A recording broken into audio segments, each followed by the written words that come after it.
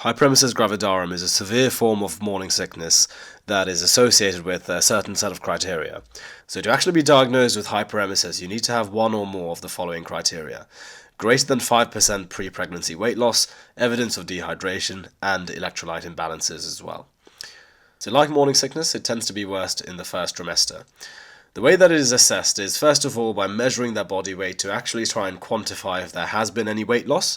U's and E's are of course very important because patients can develop some electrolyte disturbance and they can also develop an AKI if they've become sufficiently dehydrated. And there's a scoring system called the puke score, which is used to risk stratify cases of hyperemesis.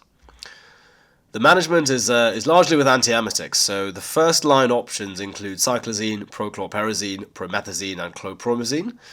Second line options include metoclopramide, domperidone and ondansetron, and third line options in refractory cases which aren't responding well to the other antiemetics would be steroids.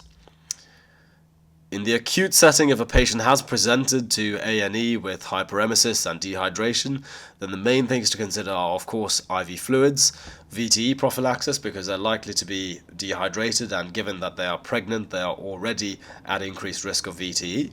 And given that they would have been vomiting quite a lot and not really keeping food down, they should receive some Pabrinex as well because they are at risk of nutritional deficiencies.